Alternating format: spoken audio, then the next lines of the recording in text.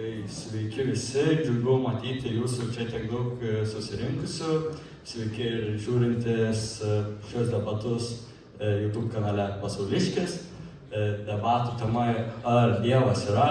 Ši tema viena seniausių, svarbiausių žmonijos istorijas. Jie liečia tiek filosofiją, tiek mokslą, tiek asmeninius įsitikinimus. Mums lietuviams šis klausimas taip pat yra svarbus dėl mūsų istorinio identiteto, mūsų kultūros, kuri buvo pastatyta remiantis krikščioniškomis vertybėmis. Keletas taisyklių prieš pradedant debatus.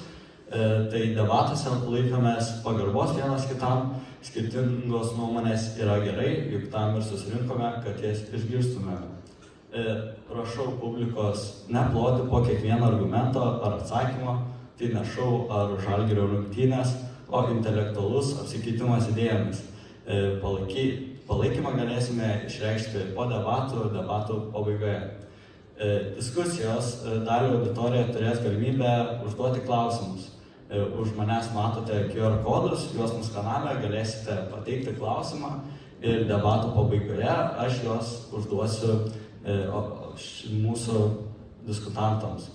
Tai šiandien savo pozicijas gins du pranešėjai. Pirmasis yra Justas Žukauskas, krikščionis katalikas, tikybos mokytojas, kuris teigia, kad Dievas egzistuoja.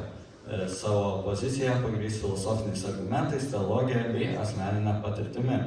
Antrasis, Vainius Volungevičius, yra filosofas, ateistas, skeptikas. Jis kels klausimą, ar yra pakankamai įrodymų, kad Dievas egzistuoja, ir palaikys tą ateizmo pusę. Kiekvienas iš jų turės galimybę pateikti savo argumentus ir juos atsakyti. Tai pradėsime nuo įžangos žodžio ir tuomet iš karto kviečiu įžangos žodį tarti Justą Žukauską.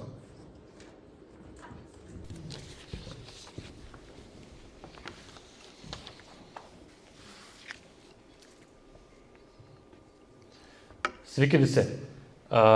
Keista čia būti, tenka dažnai pažiūrėti debatus YouTube'e, kaip užsienio apologetai ar galbūt ateistai diskutuoja. Šitas klausimas, kaip ir minėjo moderatorius Matas, yra be galo svarbus, nes yra iškilęs jau nuo senovės. Tai ar Dievas egzistuoja, ar Dievas iš tiesų yra, o galbūt ne. Šiandien pasaulyje mes, bent jau kas domitės, kas stebite, yra tokia, žvaigždė greičiausiai ateistas Aleksas O'Connoras, galbūt kažkam tenka ir pastebėti, pažiūrėti jo pasisakymus. Žavi tai, ką jis daro, žavi tai, kaip jis kalba. Šitas žmogus ne tik pasirinko priešingybę, turime ateistą garsiausią, iki Alekso tikriausiai, nežinau, Aleksas galbūt didesnis taps ateistas, tai Richardas Dawkinsas. Jisai, daugam galbūt žinomas savo knygomis ir debatuose, kur dalyvauja su tikinčiaisiais. Man, kaip stebinčiam jaunam žmogui, jo debatus atrodo gan keista. Dažniausiai jo debatai yra apie tai, kad jisai tiesiog ne tai, kad gilintųsi į klausimą, ar Dievas yra, ar ten, pavyzdžiui, ar Jėzus yra Dievas, bet jisai ją kritikuoja ir šmeižia dažniausiai. Tokie dažniausiai pasišaipimai yra. Dėl to dažniausiai būna, kad auditorija arba ten dažnai ploja, garsiai rėkuoja, triukšmauja ir palaiko, atrodo taip išreikšdami, kad čia yra tiesa. Nors nebuvo nepasakyta nei vieno argumento, kuris patvirtintų, tarkim, Dawkinso žodžius. Tai kuo išskirtinis yra Aleksas O'Connoras, kad jisai pasibaigė ir teologijos, ir filosofijos studijas. Ir tai yra ženklas, kad žmogus ieško tiesos, kad neapsiriboja vien tai savo supratimu, bet jis ieško tiesos. Tai Dievas yra mano pirmasis pareiškimas. Kodėl taip manau? Kodėl tikiu, kad Dievas yra? Pirma, greičiausiai, jeigu žiūrint nuo savęs, tai mano asmeninė patirtis. Mano asmeninė patirtis per gyvenimą, esu buvęs ir ateistas, gal net toks intelektualus, nesidomėjau filosofinis argumentas, kodėl Dievo nėra. Vėliau teko pabūti New Age, domėtis ezoteriniam praktikom ir kitom filosofijom, bet ne krikščionybė. Ir galiausiai atėjau iki savo gyvenimo taško, kada turėjau priimti, nes kitaip atrodė neįmanoma, kad čia yra tiesa. Žinoma, tiesos savoka sudėtinga yra ir pasakyti, kad pas mane yra tiesa, ir pas kitą ne, per daug sudėtinga ir keblu. Tai yra asmenis požiūris. Tikriausiai tai šiandien išgirsime. Skirtingas pažiūras, vienos pusės ir kitos. Labai įdomus dalykas, dar prisimenant ir tą pokalbį apie Richardą Dawkinsą. Jisai yra kaip ir naujojo ateizmo šalininkas. Tuo pačiu jo gera draugė, toj dabar pasakysiu. Taip, Ayaan Hirsi Ali. Jinai irgi buvo naujo ateizmo šalininkė. Jinai aktyviai kovoja, skleidė ateizmą, buvo tokia, aktyvus žmogus, kuris kalbėjo apie ateizmą ir jį skleidė. Galima pažiūrėti jau prieš metus laiko, man atrodo, įvyko jos atsivertimas ir labai įdomu paklausyti, ką jinai kalba. Jinai bendravo su visais garsiausiais ateistais. Jinai juos žinojo iš vidaus, kuo jie gyvena, kaip jie gyvena, nes jinai buvo to dalis. Bet kažkas įvyko, ir jinai atsivertė, įtikėjo į Dievą. Kas nutiko? Kas nutinka, kad ateistai atsiverčia?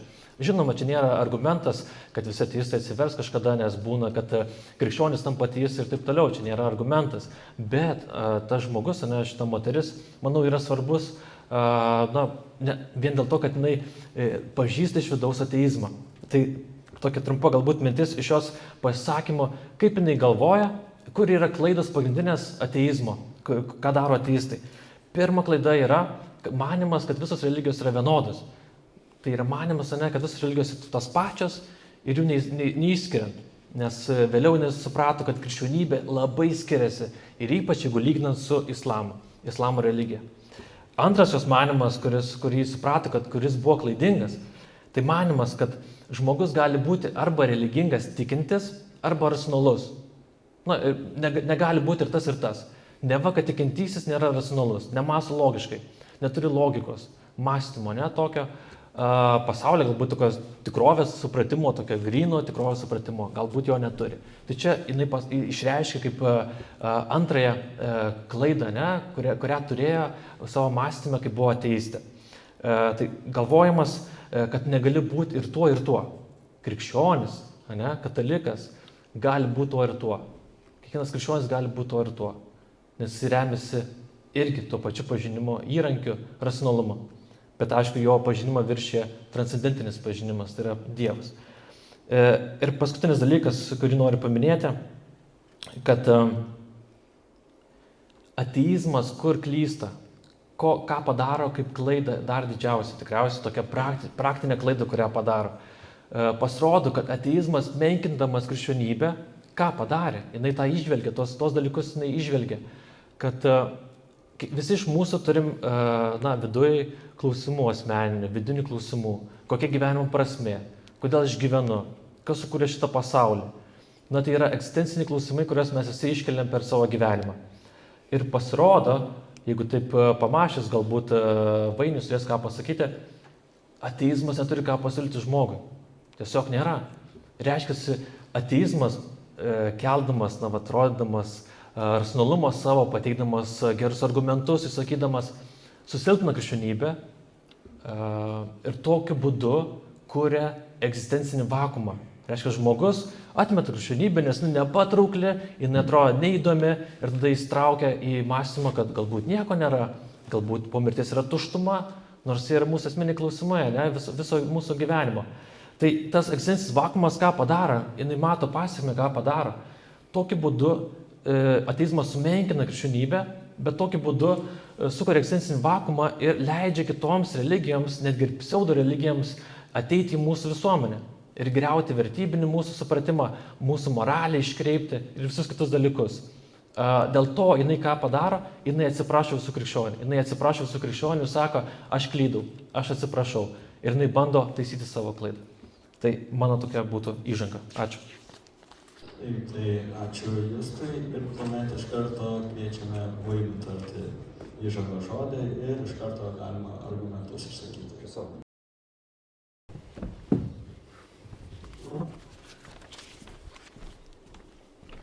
Sveiki, labai smagu čia būti.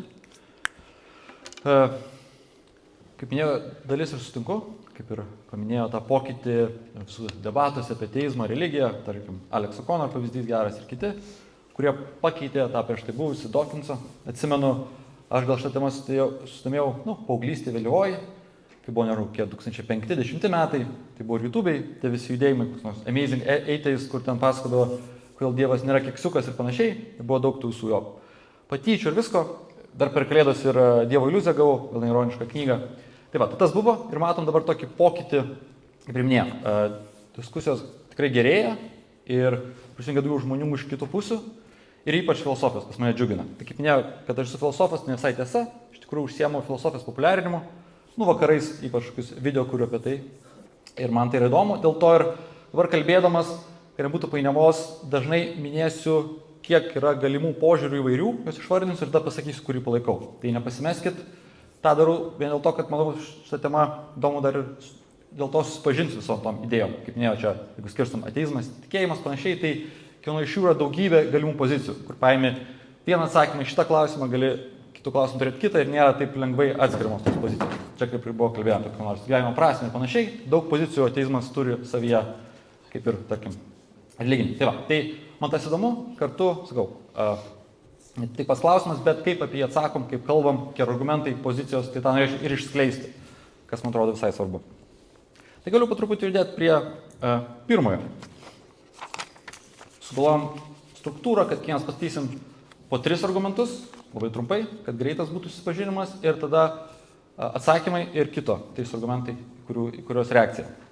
Tai dažniausiai stipriausių argumentų prieš Dievo buvimą jau senai laikoma vadinamoji blogio problema. Tai trumpas sakymas būtų toks. Jeigu yra visagalis, visažinis, geras Dievas, kodėl pasaulyje egzistuoja blogis? Tarkim, jis turėtų jį žinoti, turėtų turėti galimybę tą pakeisti ir turėtų norėti tą padaryti. Tai jeigu yra, sutinkam, daug blogio pasaulio, vadinasi, bent vienos iš šių savybių jis neturi. Tai yra sena diskusija ir klausimas, ir net prieš krikščionybę jau buvus antikiniai Graikijoje ir tie vairūs atsakymai, kuriuos, dalį iš jų krikščionys perėmė ir visi tie vadinami galimi atsakymai iš šitą klausimą, ilgos diskusijos.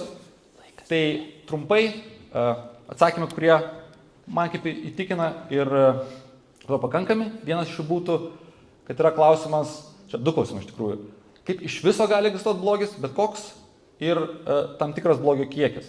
Tai pavyzdys būtų, yra geras prieštaravimas, kad kartais reikia mažos blogybės, kad pasiektum kažką gero. Nežinau, jeigu sportuoji, vis tiek yra traumos ar galimos problemos, bet pasieki geresnį tikslą. Tai šiek tiek blogio reikia. Tai su tuo aš sutikčiau, tai nėra didelis iššūkis ir kad gali būti, bet čia yra klausimas dėl to blogio viso masiškumo, kančių visko. Tai klausimas būtų, ar Dievas negalėjo padaryti pasaulio, kur tiesiog tų kančių nebūtų tiek daug, tarkim, nežinau, sakykime, genocidas įvyko, gal vieno būtų užtekę, jeigu kažkokia pamoka žmonėm ar kažkas, gal užtektų vieno, arba jie galėjo mirti šiek tiek mažiau žmonių, negi negalėjo būti toks įmanomas pasaulis. Kitas atsakymas, kur irgi man yra įtikinamas dėl žmonių laisvės.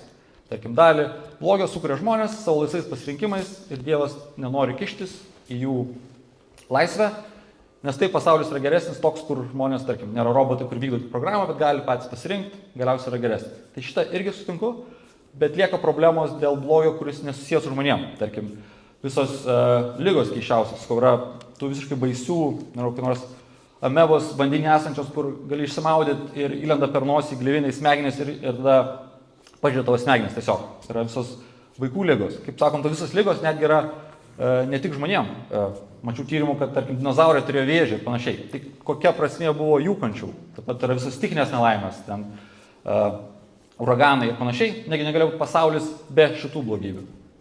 O dar įdomiausias yra, ar mes man patinkantis, tai va, turim blogio problemą seną ir visus šitos pasteisinimus, nes čia dėl žmonių laisvės atsiranda panašiai, yra bandymas šitą visą apversti.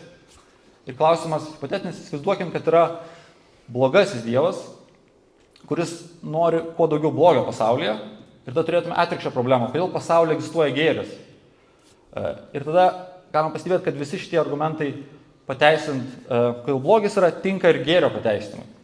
Tarkim, kodėl pasaulyje nėra viskas vien tik bloga, bet yra šiek tiek gėrio. Nes Dievas, tas blogasis, norėjo tokio pasaulio, kad žmogus labiau nusiviltų. Tarkim, jeigu visą laiką gyventų blogai, tai jis būtų pripratęs, bet kartais būna, kad nors gėrio jam užuomina, jis pajaučia viltį ir tada vėl blogai būna jam. Tai jam toks pasaulis yra blogesnis.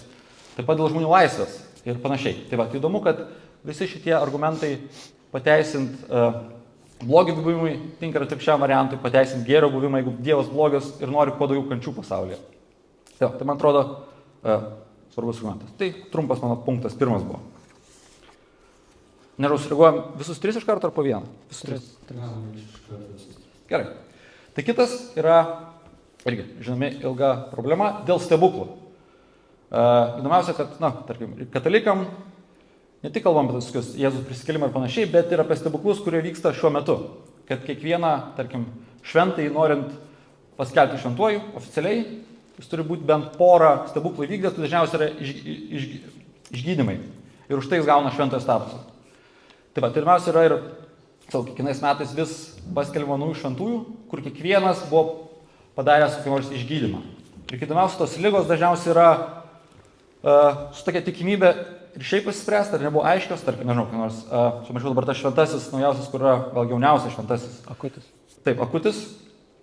Jis irgi bent porą turi išgydymų, tam vaikui buvo kasos beros problemos ir jį išgydė ir panašiai.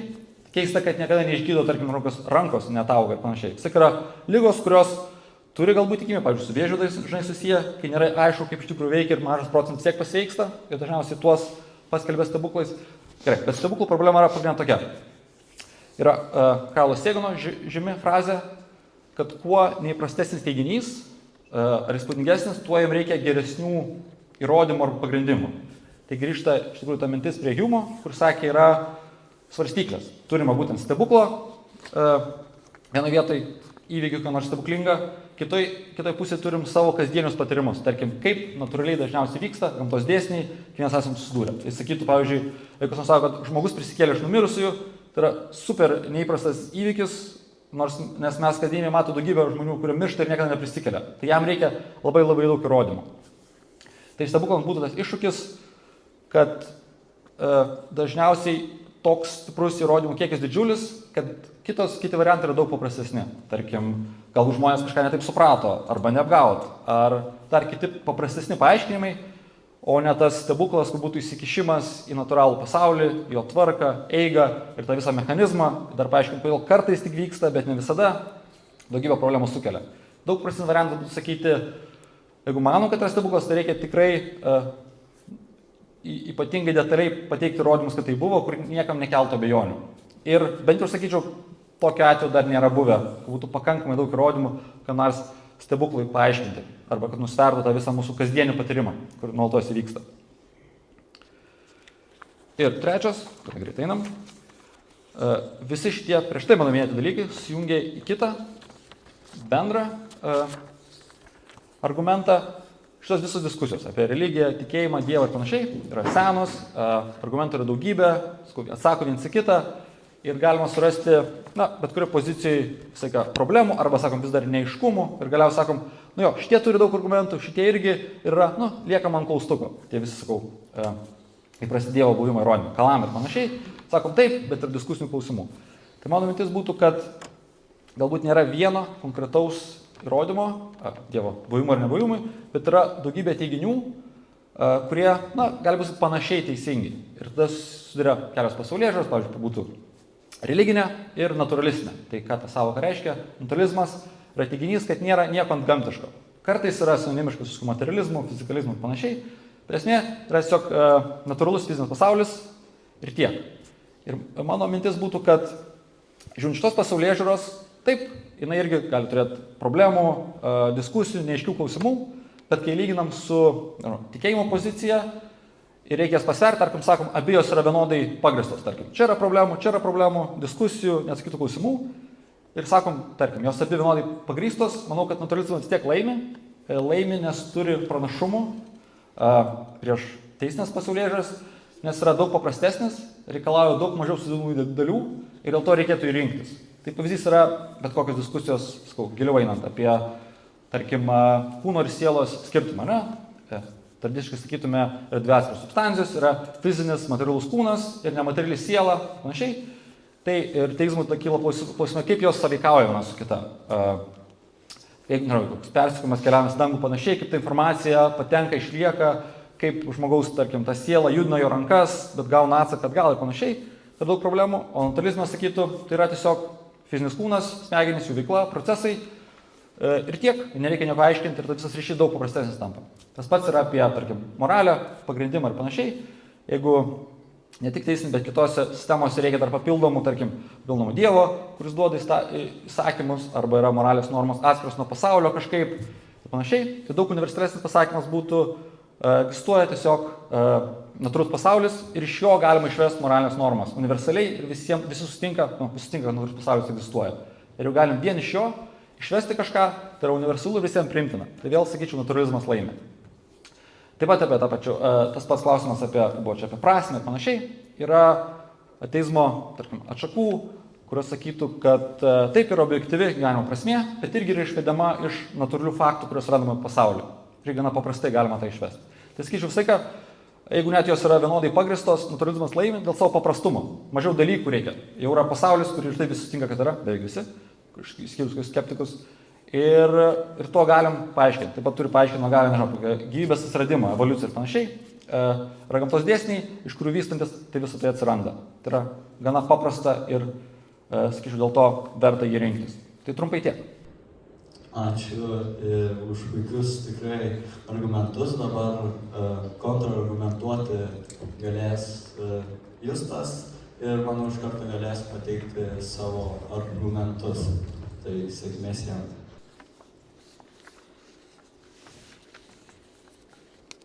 Tik pasitikslinimui Vainių klausimas, neminėjai nei Humo, nei Okmano skustuvo.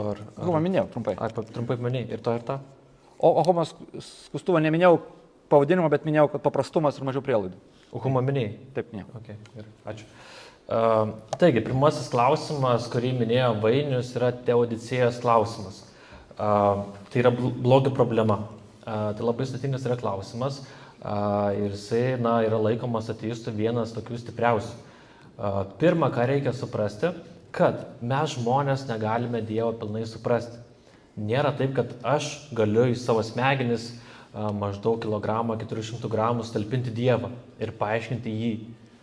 Dėl to atsakyti tiksliai ir tikrai kaip yra, kodėl Dievas tą blogį leidžia mūsų pasaulyje, kodėl blogis vyksta, kodėl miršta žmonės, kodėl ne į visų žmonių maldas yra atsakoma, aš negaliu.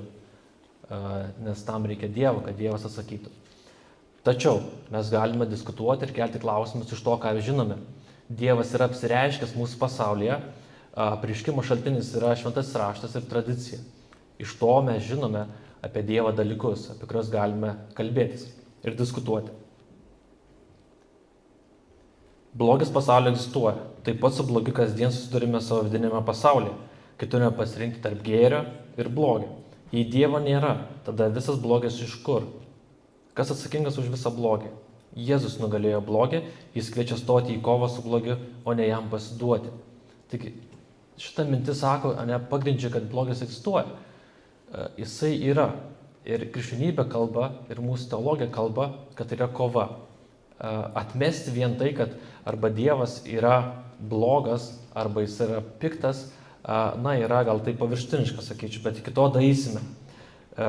Pradėti norėčiau nuo to, kad aš manau, kad šitame pasakymė, šitoj mintyje, kaip ir savo įžango žodėje pasisakiau, kad ateistai labai sutapatina visas religijas, bendrai. Dievo sąvoka yra viena bendra.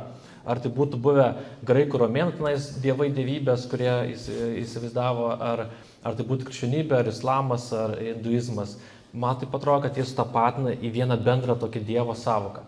Tai pirmoji, man atrodo, klaida yra daroma, kad remiamėsi, kad Dievas, toks pasaulėžiūra ateistų yra, kad remiamėsi panteizmu.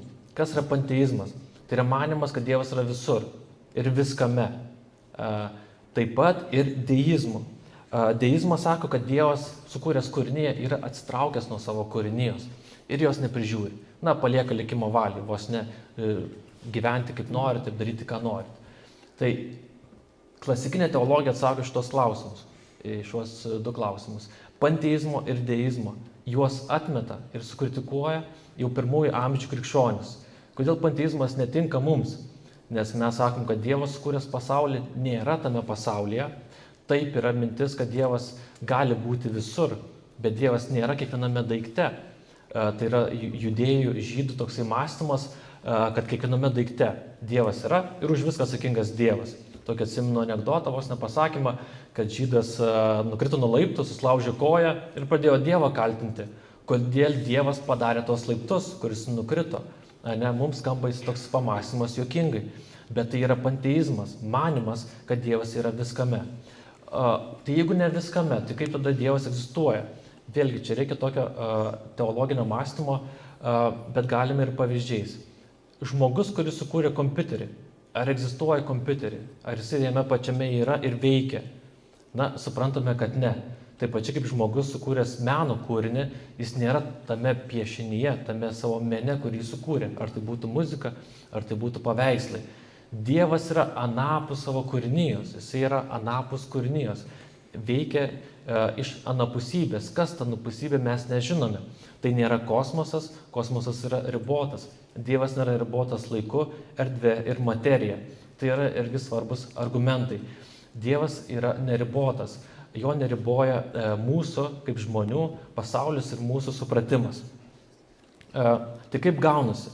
Reiškia, kad tas mąstymas, taip pačiai panteistinis, jisai tokį duoda mums įvaizdį, kurio rėmėsi ir gnostikai pirmųjų amžių, ir neoplatonikai, tokios filosofinės krypties atstovai, kad pasaulis yra dualistinis, kad neva pasaulyje egzistuoja kova tarp gėrio ir blogio.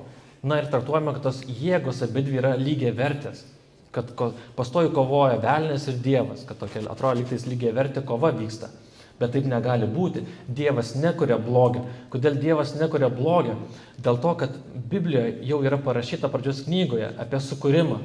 Dievas sukūrė kiekvieną dalyką, po kiekvieną dieną pasakė ką? Kad tai yra gera, kad tas kūrinys, kurį sukūrė, yra gera. Nerasime vietos, kur būtų pasakyti, kad Dievas kažką sukūrė ir sakė, kad tai yra blogo. Dievas apie tai nekalba. Reiškia, Dievas turi savo savybės, kuriamis jisai veikia. Dievas nėra, kaip minėjau, panteizmo Dievas, kuris yra viskame, bet jis yra anapus. Dievas apsireiškia mums į šią pusybę. Į mūsų pasaulį Dievas gali apsireikšti ir tas apsireiškimas įvyko. Dėl to mes jį galime pažinti tiek, kiek jisai mums yra pasirodęs.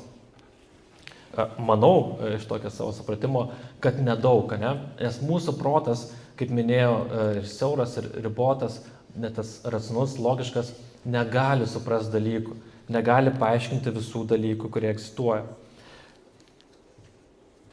Ir štai, taip pat Švento Augustino mintis yra, kad blogis nėra nepriklausoma jėga, bet trūkumas, atitolimas nuo gėrio, kaip tamsa, tik šviesos nebuvimas.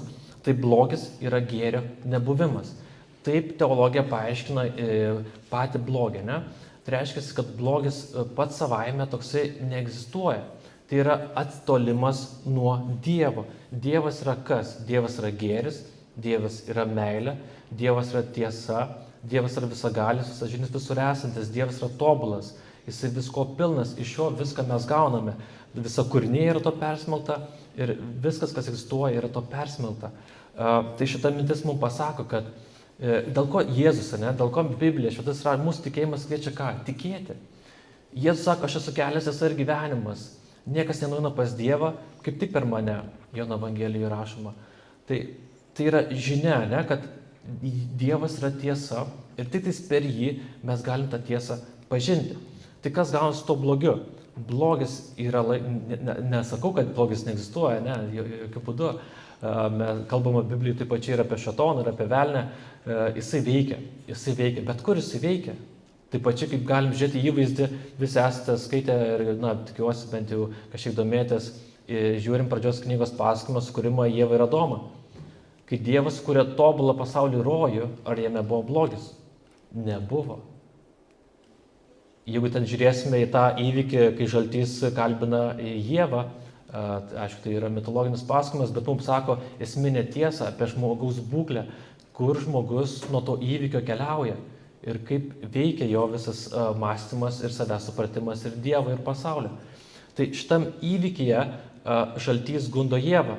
Teologai sako, jeigu taip žiūrėtume, galvotume, vaizduotę jungtume, tai greičiausiai žaltys turėjo būti kažkur anapus rojaus, Nes žaltys kaip blogis iš savęs negalėjo būti rojuje. Tu negali, būdamas blogas, ateiti ten, kur yra tobulas gėris. Negali būti su Dievu išvien. Tai neveikia, nes turim vadovautis logika. Tai kaip gaunasi, kad Dievas mums duoda šį pasaulį ir, kaip minėjau, pasirinkimą. Mes galime siekti Dievu ir eiti link to gėrio ir tobulybės. Bet to nedarydami mes automatiškai atsitraukiam. Automatiškai mes netenkame vietos su Dievu būti. Negalim būti išvien su Dievu, patys nebūdami tame gėryje arba nenorėdami jo pasiekti, nenorėdami būti išvien su Dievu, nemylėdami Dievą. Tai čia yra esminis dalykas, kad pats blogis egzistuoja pats, nes jisai veikia iš savęs. Dievas jo nesukuria. Toliau yra antroji mano kritika kaltinimui Dievui, kad jis arba nėra visagalis, arba jis nėra blogas. Tai čia jau kažkiek minėjau, galima galbūt iš tos minties sekos suprasti, reikia nuspręsti. Tai arba Dievas yra geras, arba blogas. Negali jame egzistuoti dvi savyje prieštaraujančias savybės. Tai nėra logiška. Tomas Akvinietis teigia, Dievas yra visų dalykų šaltinis, vadinasi, jis turi turėti savyje visus tobulumus. Reiškia, jeigu mes paimsime Dievą, tu negali priskirti jam kažkokių savybių, kokių jis neturi. Taip neveikia, taip netinka. Tobulybei negali priskirti savybės, kuri nebūtų tobula, nes tai netinka jo savybių. Manau, tai yra logiška. Jei Dievas tobulas, jo nieko negalima papildyti. Ir visiškai pilno te galima, iš visiškai pilno te galima kažką atimti, visiškai pilno neįmanoma dar kažko papildyti. Todėl tobulas Dievas negali turėti dviejų savyje prieštaraujančių savybių. Būti ir geras, ir blogas, mylintis ir pikta darantis, teisingas ir klystantis, tiesą sakantis ir meluojantis. O tada iš kur mums žinoti, koks Dievas yra? Minėjau, apriškimas, kaip Dievas apsireiškia pasaulyje, apsireiškia, koks jisai yra.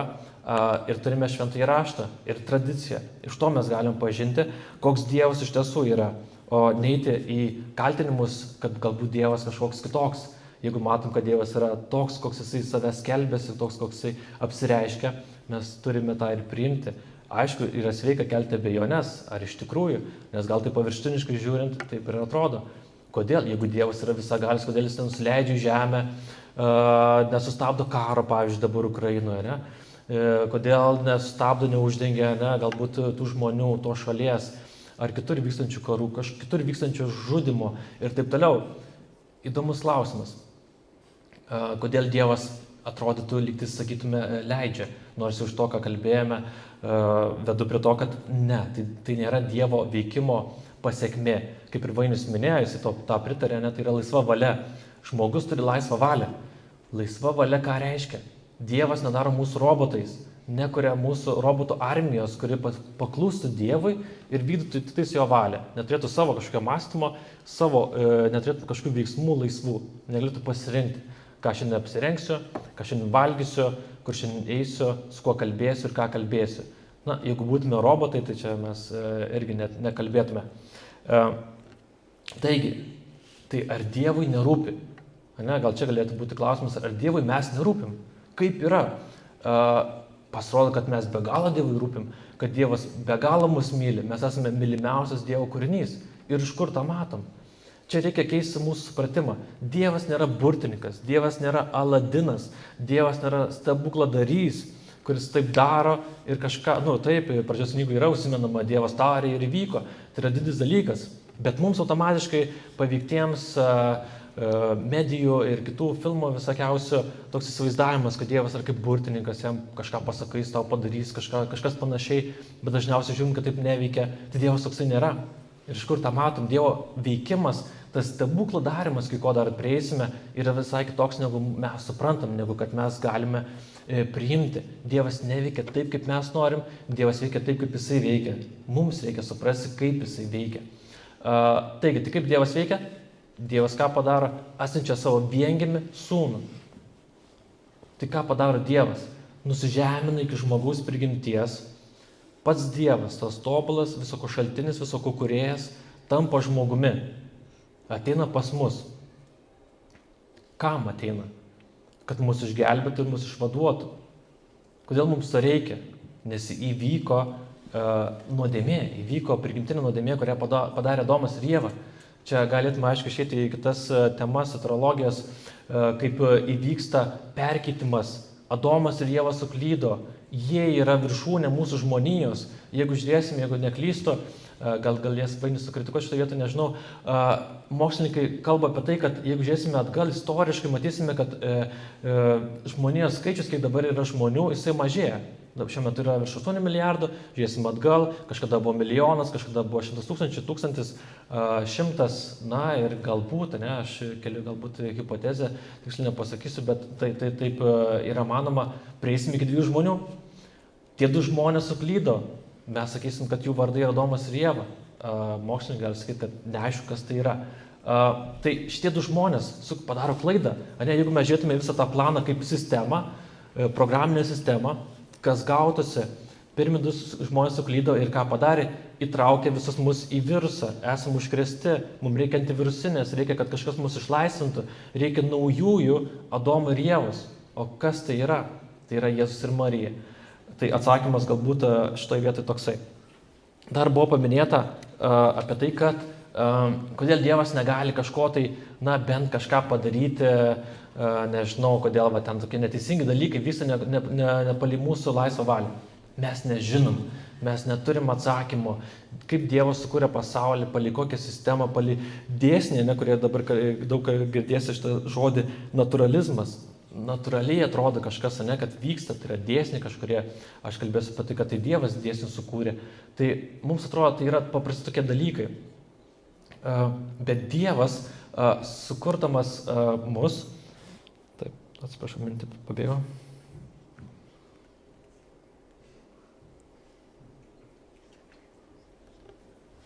Taip, tai šitas atsakymas, kodėl tada yra kažkokie neteisingi dalykai. Kaip miniu, mes nesuprantam. Ir Biblijoje yra viena vieta, baiginėsiu šito pirmojo klausimo, viena vieta Jobo drama. Jobo drama. Kažkas galbūt esate skaitę, šiaip verta pasiskaityti. Atrodo toksai liktis nesažiningas, toksai įvyksta įvykis. Jobas teisus žmogus, turintis ir pasiturintis, turintis savo šeimą, gyvena su Dievu, išvien su Dievu, neklysta, nekeikia Dievo, nekritikuoja, jį garbina, jie meldžiasi, jis visko apsirūpinęs, visko turi. Ir kas nutinka? Lygtis tokia nesuprantamas mums dalykas įvyksta, Jobai pradeda nebesisekti, Jobai ateina kančia, jo artimieji miršta, netenka savo turtų, gyvulių, pats serga, pats kenčia, ateina pas jo draugai, jam pasako, sako, tu kenti dėl to, kad tu tai padarai Dievui, tu kenti, kitas sako, tu kenti dėl to, kad tu tai padarai Dievui, vis pasako savo kažkokią tai teoriją, savo idėjas, kurias ir mes iškeliam, kodėl Dievas leidžia blogį. Bet kas nutinka pabaigoje Jobo knygos, atsiprašau už spoilerius, bet kas nutinka? Dievas galiausiai, kai Jobas jau yra sunkiausia savo gyvenimo momente, kai jau jis nebeatlaiko, reikia dar prisiminti, kad jis vis tiek nekeikia Dievo, jis kelia klausimą, kodėl Dieve, kodėl aš teisus žmogus, geras žmogus, turiu patirti kančią, kas yra. Ir labai įdomus dalykas, Dievas pasako ką Jobui. Neatsako jo klausimą, bet pasako, kur tu buvai, kai aš dėjau pasaulio pamatus, kur tu buvai, kai aš kūriau pasaulį, kur tu buvai. Šitas klausimas ką kelia? Kad mes nesuprantam, kad mūsų supratimas yra menkas, mes negalim visų dalykų paaiškinti, to labiau aš negaliu paaiškinti, gal kiti teologai galėtų rasti geresnių argumentų, bet tai yra svarbus supratimas mums tikintiesiems, kad ne viską mes turim paaiškinti, nes tikėjimas yra pasikliavimas Dievu, pasikliavimas, kad ir kančioje yra prasmė, kančioje su Dievu, ne tik kur aš kažkur pasikliūnu, kažkokia kančia nereikalinga, neprasminga, bet kur esu su Dievu, kur Dievas galbūt mane palaiko, kad Dievas ir gali būti su manim. Jėzus kentėjo ir parodo, kad būdami su juo mes galim savo kančias pakelti. Tai būtų pirmasis, tada kitus 2 pabandysiu greičiau pereiti.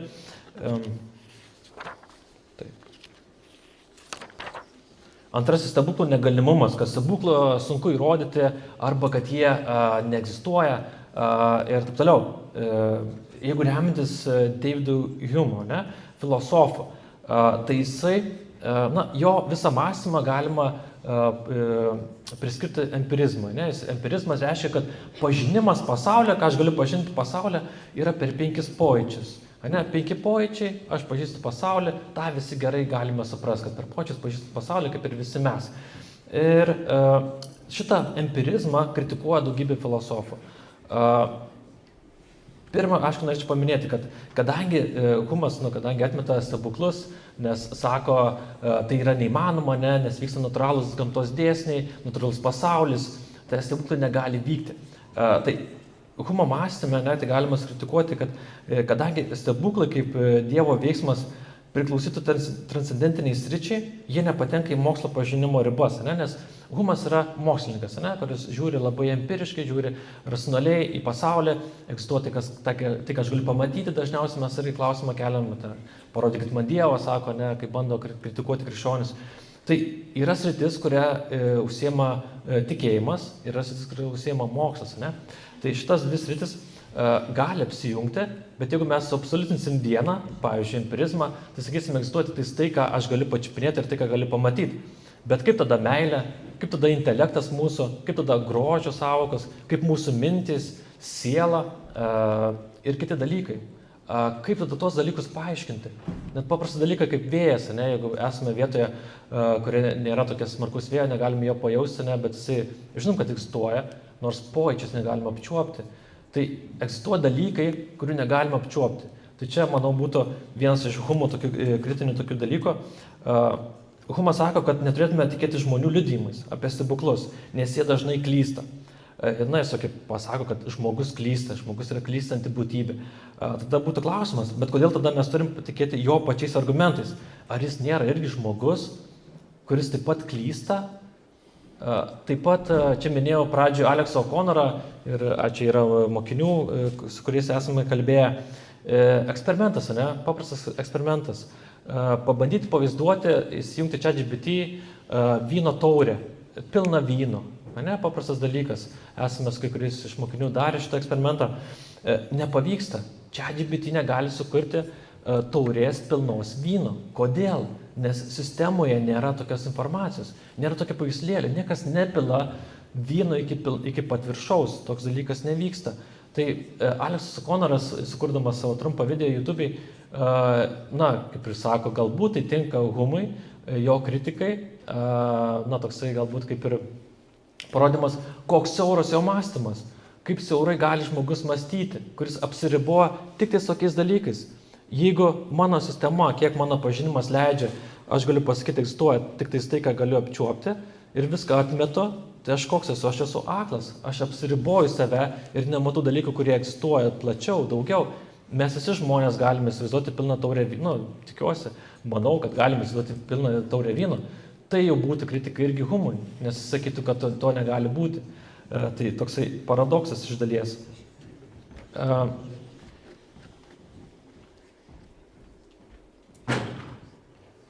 Taip. Ir tikriausiai galbūt toksai antras būtų Humui tokia kritika. Vienas toksai trumpas teiginys, kaip Šventas Augustinas sako, jisai skeptikams pateikė neįveikiamą argumentą. Dubito ergo sum. Jei abejoju, vadinasi esu. Tai reiškia, jis jau konstatuoja faktą, kad jeigu mes abejojame, jau mes esame. Tai reiškia, su šitu faktu, ar jo galima suabejoti. Jeigu galima, tada sakytume, kad mes sapnuojam, galbūt, kad mes čia nesam ir čia viskas yra galbūt kompiuterinė sistema, galbūt matrica ar kažkas panašaus. Bet jeigu aš esu, tai tu jau priimi faktą, kuriuo tu negali abejoti. Tai vainių tokie klausimai, jeigu neegzistuoja stebuklai, tada kaip paaiškinti dalykus. Aišku, čia tas laikas mūsų ribotas. Tai būtų pirmi tokie apie kosmosą ir apie mūsų būtį. Būtis atsiranda iš nebūties. Kaip tai paaiškinti? Kaip paaiškinti, kad tai, kas dabar egzistuoja, visa mūsų planetas, Saulės sistema, paukščių taka, galaktika, viskas, kas egzistuoja, visas kosmosas, kodėl jis egzistuoja, kodėl yra, kodėl jisai yra. Pirmas klausimas. Antras, pasaulio tvarka. Jinai atsiranda iš chaoso. Jeigu nėra Dievo, tada viskas atsiranda iš chaoso. Kaip atsiranda iš chaoso tvarka? Kokiu būdu atsiranda tvarka chaoso pasaulyje? Trečia, gyvybės atsiradimas iš negyvos būties.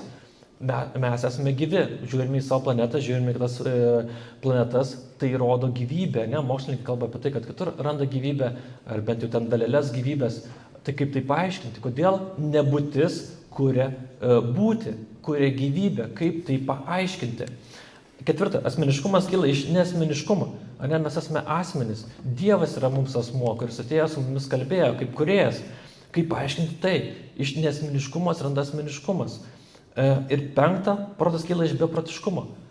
Nes jeigu yra chaosas, yra betvarkė, tai viskas, ką aš galvoju, ką aš mąstau, ar mano ta pati logika, yra kas? Cheminiai junginiai. Kaip aš galiu tuo pasikliauti? Kaip tai įmanoma daryti? Kaip aš galiu pasikliauti savo logiką, savo mąstymą, ar kaip Vainius galės pasikliauti savo logiką, mąstymą? Kaip taip įmanoma? Kaip mes galim patikėti, kad kažkas egzistuoja? Ir čia galbūt ar klausimas būtų, ar Vainiau, ar priėmė, kad egzistuoja objektyvi tikrovė. Jeigu paprastesni klausimai, jeigu iš tos neina, nes tokie filosofiniai labai, tai man atrodo, stebuklai yra kokie, jeigu žiūrint iš tikėjimo pusės, Turino drobulė.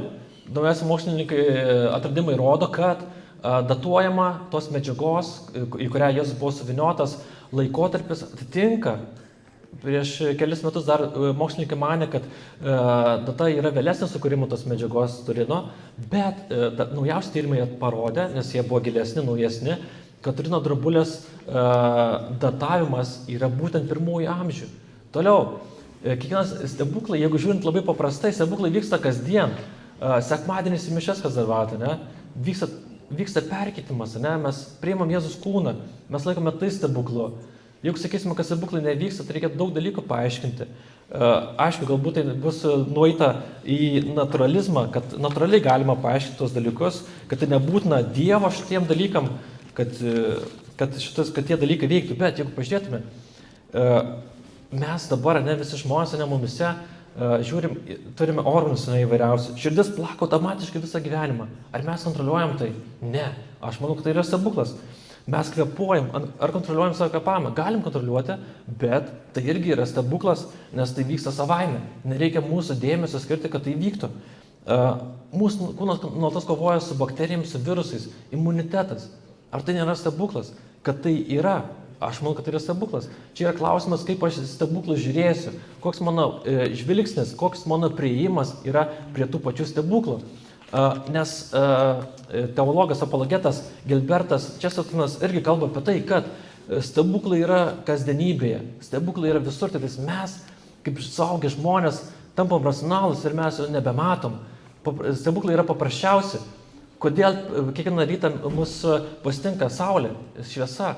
Kodėl mes gyvename šitoj planetoj, kuri žiūri mane į mūsų Žemę planetą, kuris sukasi aplink savo ašį, didžiulį greičiu mes dar skriejame aplink Saulę, mūsų galaktika visas skrieja, sukasi irgi aplinkui. Viskas juda, ne? Ir mes matom, ką natūraliai čia viskas vyksta. Tai yra dėsniai, gravitacijos, traukos ir visa kita.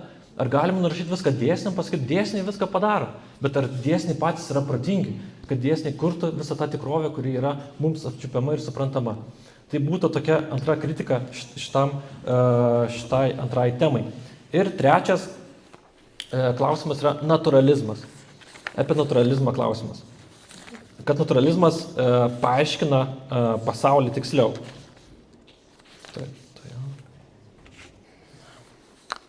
Gerai, tai gal tada nesivarginsiu toliau ieškoti. Naturalizmas, šiaip jau paminėjau, ne? Tik mes manom, kad natūraliai viskas vyksta, gamtos dėsniai ir visą, kas egzistuoja pasaulyje. Tie visi dėsniai, traukos, gravitacijos, jeigu paėmus taip tiksliai, ne moksliškai, mokslininkai stebėdami kosmosą mato, kad egzistuoja daugybė matematinių formulių, matematinių atitikmenų. Žiūrint į kosmosą, Žemė nutolusi yra nuo Saulės tokiu atstumu, kad mes nesudegam. Ir tokiu atstumu yra tiksliai toje vietoje, kuria turi būti. Būtume per toli, sušaltume, būtume per arti, sudegtume. Tai reiškia, yra visur tikslumai. Ir toks duodamas įvaizdis, kad aišku, čia bus ir iš mano argumento trečiojo fine tuning, kad viskas yra sureguliuota, viskas yra tiksliai sureguliuota ir tai padarė Dievas. Nes turi būti aukštesnis protas, kažkoks tai kūrėjas, dizaineris, vadinkit kaip norite, ne, savo žodį galima sukurti, pridėti kokius tik tais norite. Bet turi būti būtybė, kuri visą tai kuria. Nejaugi iš niekur, nejaugi iš chaoso, tiesiog savaime, viskas egzistuoja. Visas čia, ką mes gyvenam, šitoj žemėje, šitoj planetai, tiesiog yra, nes taip atsirado.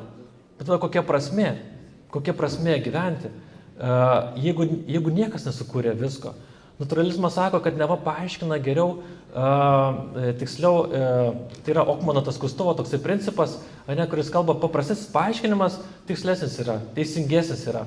Bet tada kaip kalbėti, pavyzdžiui, apie fiziką ir kvantinę fiziką, tai kuri geriau paaiškina mūsų tikrovę?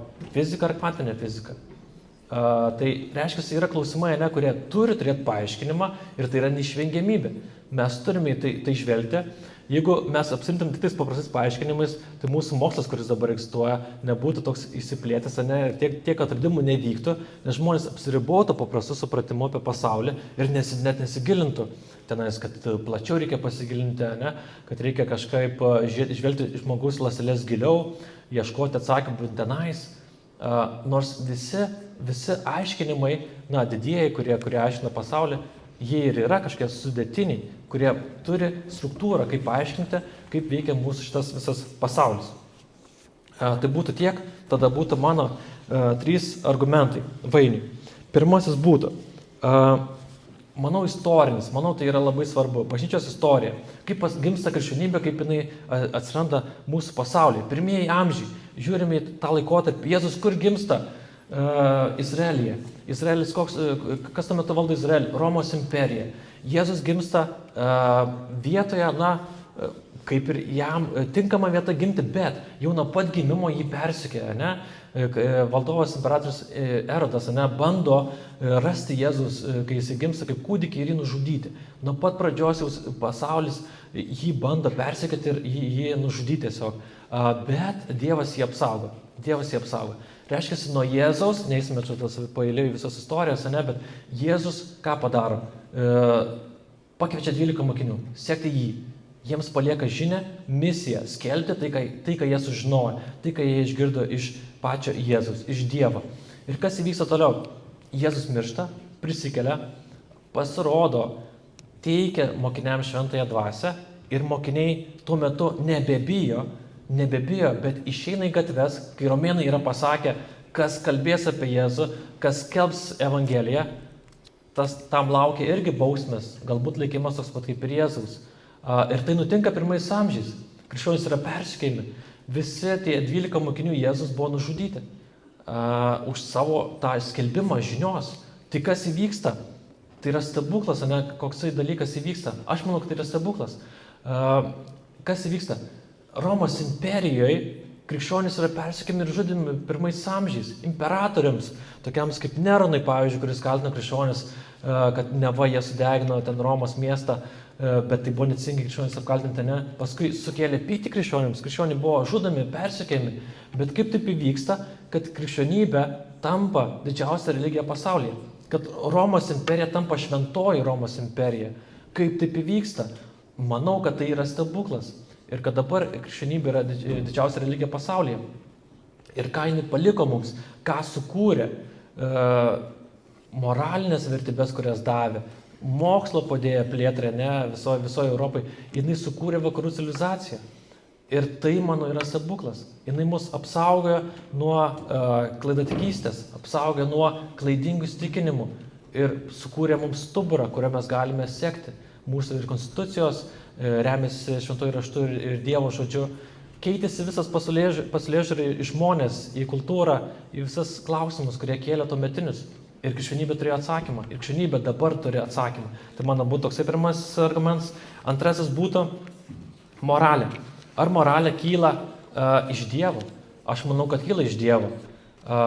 Moralė turi kilti iš moralės davėjo. Nežinau, aišku, viską galima sukritikuoti, visko galima abejoti. Yra paliktas tyrimas, toksai Baby Lab, galima YouTube įsijungti, pasižiūrėti. Yra tyrimas su kūdikiais.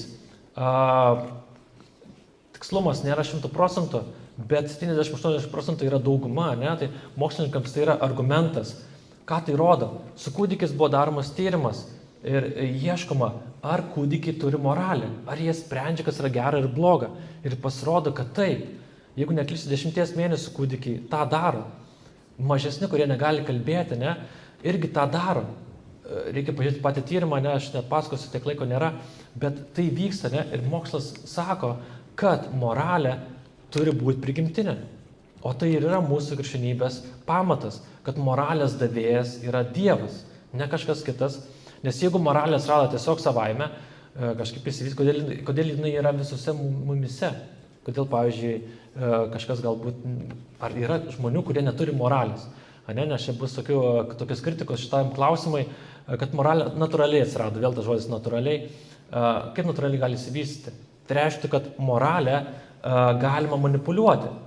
Įtakingi žmonės, kurie turi galios valdžios, pavyzdžiui, kaip diktatoriai, galėtų kurti moralę. Ir jeigu jie laimi karus, jie gali sukurti moralę kokią nori. Nes moralė reiškia, galima manipuliuoti, galima keisti. Kažkas pasakys, kad žudyti yra gerai ir žudys, sakys, na tai yra palei mūsų sąžinę. Ne, tai ar taip galima padaryti? Ar nebus tą momentą, kai mums tai teiks, kad mūsų pats sąžinės balsas prabils ir sakys, ne, tai yra melas. Tai taip negali vykti, ne? Tai ta sąžinė kyla iš Dievo, tai yra tiesa mumise. Mes kai darom kažką blogą arba norim padaryti blogą, mumise tas balsas prabyla. Kodėl taip yra? Kodėl taip vyksta? Na, Biblija turi atsakymą. Na, kaip minėjau, natūralus atsakymas yra, kad tai tiesiog natūraliai kažkaip savaime. Viskas savaime, atsitiktinai, ne? Netyčia gavusi. Kaip gali netyčia tokie dalykai nutikti? Kad visi žmonės tą turėtų. Kaip taip gali būti? Kaip taip gali būti, kad 8 milijardai žmonių pasaulyje ir nei vienas žmogus piršto antspaudas, nei akies raidelė nėra vienoda? Kaip taip gali būti? Jeigu žmogus yra netyčia atsiradęs, evoliucijos būdu, nors katalikai, reikia suprasti, nepriima kataliko tą evoliucijos teoriją, bet sako, kas yra pradžios iniciatorius, kas yra nejudantis judintojas. Na, tai yra Dievas, kuris davė pradžią visam kam. Evoliucijos toliau vyko, ne? Bet jeigu Dievo nėra, tai kaip pateisinti tą moralę? Kaip suprasti ją? Ir tada mano būtų trečias argumentas, apie jį jau minėjau, fine tuning argumentas, ne, kad viskas, kas egzistuoja, apie tai jau užsiminiau, daugiau neprasiplėsiu, kad viskas, kas egzistuoja, turi tikslumą. Turi tikslumą. Yra visur tikslumas, yra visur tvarka. Ir ta tvarka rodo į ką? Į Dievą. Tai iš manęs būtų tiek. Ačiū Justui. Dėstė argumentus, prisiminiau tokį juokelį, sako, aš meldžiausi Dievo už dviratį, bet supratau, kad Dievas taip nedirba, tai pavogiau dviratį ir meldžiausi atleidimo. Tai čia toks citata yra, o dabar kviečiu Vainį. Turime, manau, 20 minučių tiek pat, kiek Justas išsakė savo argumentus.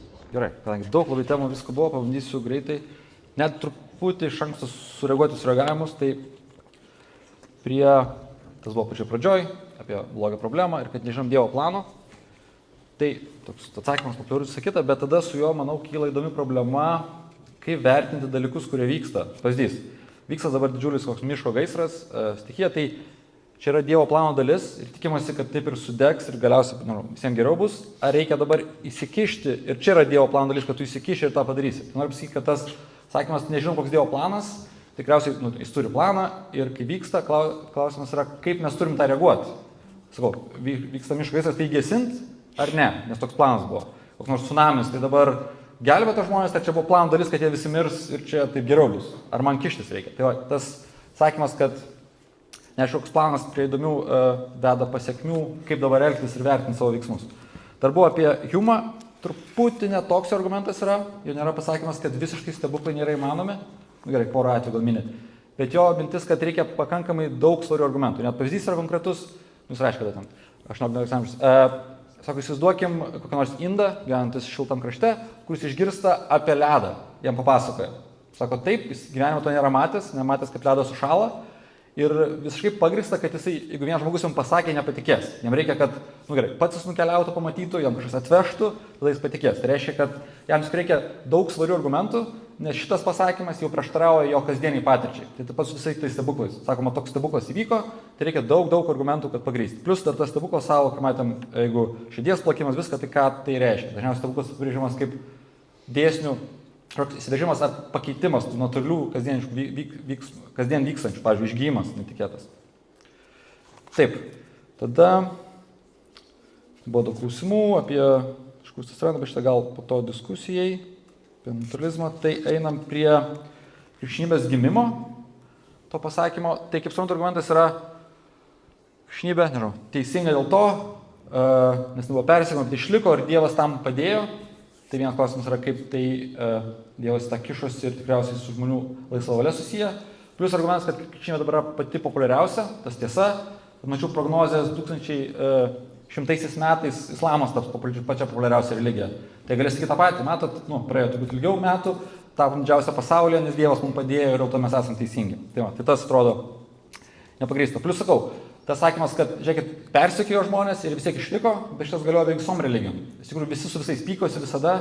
Taip, krikščionys persekiojo, tada krikščionys persekiojo kitas religinės bendruomenės, tarkim, Romos imperijai manicheizmas buvo, kur Augustinas beje persivertė iš jo, kur irgi buvo viena didžiausia ir augančių religijų Romos imperijai, bet tada jau perėjo į krikščionybę imperatoriai ir uždraudė ją, net vienuolių žudė ir panašiai, ir tada jį nuslobo ir neišaugo. Tai sakykim, Dievas jį nepadėjo, neišaugo, bet išaugo. Bet sakau, taip pat budizmą persekiojo, zoroastrizmą, kurį labai dabar mažai likę, bet likę, tai galima sakyti, kodėlgi ne. Arba net, pavyzdžiai dabartiniai, kas nors Jehovos liudytojus naciai persekiojo ir naikino, bet žiūrėkime, jie vis išliko. Tai negalima sakyti dėl to, kad Dievas jiems padėjo. Tai tas argumentas atrodo toks labai, viskam galima pritaikyti ir nėra labai tikslus. Tada apie moralę, čia gal truputį norėčiau ilgiau įsiplėsti, man gal viena įdomiausių temų. Tai trumpai yra vienas gal žemiausias argumentas apie Dievą kaip moralės kilmės šaltinį. Tai yra iš Platono dialogo Eutifronas ir klausimas yra toks. Sakom, kad Dievas yra geras, tai kodėl taip yra? Bet ką Dievas pasakytų ir pasielgtų, tą laikytume automatiškai geru? Ar yra kažkoks standartas, kuriuo Dievas remiasi, tarkim, gėrio standartas ir Dievas pagal jį elgiasi. Tai bus šie variantai turi įvairių pasakymų. Pavyzdžiui, vienas sakytume, Dievas bet ką pasakytų ir sakytume geru, Dievas sakytų nežinau. Genocidą leidžiam, tai sakytume taip, genocidas dabar yra gerai, nes viskas, kad Dievas sakos, automatiškai tampa geru. Arba jeigu yra kažkoks standartas gėrio, kurio Dievas remiasi, tai atsakymas būtų, kodėl negalim tiesiai to standarto remtis ir tiek, kam Dievo žingsnis reikalingas. Jeigu geras elgesys, taip ir darom. Tai va, o kalbant apie moralės galimą kilmę, tai vėlgi naturalizmą kalbant apie etiką ir panašiai, yra daug galimų atsakymų. Vienas būtų taip sutikimas, kad jeigu nėra Dievo, tai nėra objektyvios moralės ir jinai neegzistuoja. Kiti sakytų, gal šitoks būtent mūsų emocinė reakcija į įvykius visą kitą ir kaip sureaguojam ir kas mums nepatinka, sakom blogai, kas patinka, tas gerai. Kiti būdai yra, sakėme, kad yra objektyvi moralė, net ir be Dievo. Yra pliusų, kaip sakau, čia diskusijų įvairių, net yra krikščionių, kuris sutiktų taip, net ir be Dievo būtų objektyvi moralė. Tai vienas paprasčiausias gal būdas, kaip galima prie jos prieiti, tai buvo tas pats panašus apie prigimtį, yra šiandieninių argumentų įkvėptų Aristotelio. Tai mintis būtų tokia, jeigu norim išsiaiškinti, koks yra geras daiktas, tarkim, geras tušinukas. Sakom, geras tušinukas, tai kuris gerai rašo, patogus ir panašiai. Sakytume, atitinka savo prigimtį. Sakytume, nežinau, geras automobilis vėl patogus, greitas ir panašiai, atitinka prigimtį. Tai argumentas būtų, kaip galima rasti, kas yra geras žmogus, žiūrėti į jo prigimtį. Tai būtent kokios yra jo savybės ir koks jam geras yra gyvenimas ir ko jisai, tarkim, siektų, nežinau, tobulėti, draugų turėti panašiai, tai taip ir pasiektų gerą gyvenimą ir taip galima rasti, kas tai jam yra. Ir iš kur galėjo šitą prigimtis atsirasti, tai galėjo, sakytume, paaiškintam ir kitų, ir gyvūnų prigimti, kodėl, pavyzdžiui, sakom, nežinau, koks nors orka uždaryta mažam baseine, tam parke liūdi ir panašiai, nes, tarkim, laisvėje nuplaukė tiek kilometrų, dabar negali to padaryti, tai netitinka jos prigimties. Tai šita prigimtis atsirado dėl gyvenimo sąlygų ir visą kitą, galima sakyti panašiai apie žmonės. Žmonės turėjo įvairių poreikių, tarkim, bendravimo, socializacijos, norų ir panašiai, ir iš to galima išvesti, kas jiem yra geras gyvenimas ir pagal tai nustatyti. Tai nebūtų kažkas tą davė iš anksto automatiškai. Taip pat apie tą prigimtį, kaip vaikų eksperimentas, taip, yra rodoma, kad vaikai tam tikrus vertinimus daro jau etinius, aišku, ne visi, kaip ir minėta, 20%, bet įdomiausia, kad ir gyvūnai kartais gali rodyti elgesį, kurį mes vadintume empatiją ir panašiai. Tarkim, paprasčiausias eksperimentas yra turėjo nukrenta tušinukas ir jis bando jį pasiekti ir šimpanzė, tarkim, jam paduoda jį. Tai galima sakyti, žiūrėkit, yra ta pati, nežinau, minimali sąžinė ar moralė jau gyvūnuose ir vėl tas pats argumentas, iš kur ten atsirado. Procesas būtų, nes yra šitos empatija, bendruomeniškumas naudingas grupės išlikimui. Bet kartu argumentas ne tik sakau, kad moralė pagrindžiama evoliucija yra Priešingai, su tuo irgi problema viena didelė, nes taip yra dalykų, kuriuos, sakom, pagrįsta, tam tikros intuicijos, tarkim, rūpinti savo artimaisiais, panašiai pažįstamai žmonėm, bet matom ir priešingus dalykus. Kad žmonės ypač gali būti priešiški prieš žmonės, kurie nepanašus į juos, nesusiję, ar, tarkim, toliau nuo jų gyvena. Tai kaip tik etinės teorijos, kaip sakytų, tarkim, jeigu visus žmonės turim vertinti vienodai, nesvarbu, kaip jie su tavim susiję, ar toli gyvena tavęs, ar tave panašus ar ne, jie yra vienodai vertingi. Tai būtų jau argumentas netgi prieštaraujantis mūsų etiniam intuicijom, kuriuos žmonės automatiškai turi. Tai va, yra etinės teorijos, tuomet yra ateistinės ir visa kita, kurios tą sakytų ir bandytų objektyviai pagrysti be Dievo, bet kartu ir būtų prieš evoliucinius paaiškinimus. Tai va, tai tų opcijų labai daug yra ir tų variantų ir tikrai ne, tarkim, Dievo davimas ar įrašymas į prigimtį, kurį gali atsirasti vienintelis variantas. Ir paskutinis buvo dėl fine tuning ir viskas, tarkim, sudėliota gražiai arba ta Žemės pozicija, iš tikrųjų nėra tai viskas paprasta, savo, kad toj gyvybės zonai ir Marsas yra, dėl to galbūt ten gyvybė buvo anksčiau, ko jos ieškoma. Taip pat žiūrint, dabar mačiau paskutinis skaičiavimai, kad iš to, ką dabar matom, spėjama, kad yra bent 20-30 planetų, kurios irgi galėtų turėti gyvybę, iš tų, kur dabar žinom, tačiau be abejo gali būti daugiau. Tai va, tai viskas nėra taip sudėliota. Kartu sudėliojimo momentas yra, kalba apie tikimybės, kurių mes nežinom. Mes žinom tik vieną visatą ir nežinom, kokia yra tikimybė jai atsirasti. Plus, kas paaiškins, kad multivisata galbūt yra visi manomi variantai matematiškai, gyvybė atsirado šitoje planetoje, nes tik šitoje gali atsirasti. Yra įvairių skaičiavimų, kad gal atvirkščiai būtų galima dar labiau gyvybei palankės turėti, nežinau, gamtos dėsnius ir panašiai, kodėl jų nėra. Galbūt porą parametrų pakeitus dar daugiau matytume gyvybės kienoje planetoje, pavyzdžiui. Tai va, tai irgi yra toks spėliojimas iš vieno turimo atveju. Mes nežinom, kaip galėtų būti kitaip ir kaip nustatyti tikimybę, kad tai leistų padaryti, ar gal kažką pakeitus irgi būtų įmanoma. Tai va, tai daug klausimų. Trumpai tiek. Ačiū. Tai iš karto tada turbūt galėtume pradėti diskusiją, yra daug klausimų, gal jūs norėtų sureaguoti į kažką, ką sakė Vaidas? Taip, ačiū. Ir iš karto tokia informacija, kad jeigu ten uždavėt kažkas klausimų, ne, tai galėsite tada perimti ir laisvą formą užklausti moderatorius. Tai apžvelgsiu užsirašiu 7 dalykus, kuriuos trumpai, čia neįsiplėsiu tikrai. Pirma blogio problema, miško gaisrai ar įsikišimas reikalingas. Na, Dievas sukūrė pasaulį ir sukurdamas pasaulį, na, kai gyveno ir Adomas ir Ieva, kokią paskyrė misiją žmonėms, ne, klausimas, tai paskyrė rūpintis kūrinyje. Ką tai reiškia, mes turime ją rūpintis, ją prižiūrėti, ją saugoti, jos neteršti, na, yra ir popiežiaus enciklika išleista apie tai, apie ekologiją, kad turime rūpintis, ne, tai reiškia, tai jau atsako į mūsų klausimą, kad mes turime, ką reiškia rūpintis, reiškia, aš neturiu leisti, žiūrint, aišku, čia koks miško gaisras, ar kaip buvo Los Andžele, kaip vyko tenais degė žmonių namai, čia net nėra klausimo, ne, ką daryti, bet kažkur vyksta, kiek esu, tiksliai nepasakysiu, nenoriu kažkur nukeliauti mintimis, bet yra natūralūs procesai, kur nudega ten medžiai, jie tą turi padaryti ir paskui atstato, ten kažkas vyksta, gamtoje tokie reiškiniai yra. Tiek apie, man atrodo, blogio.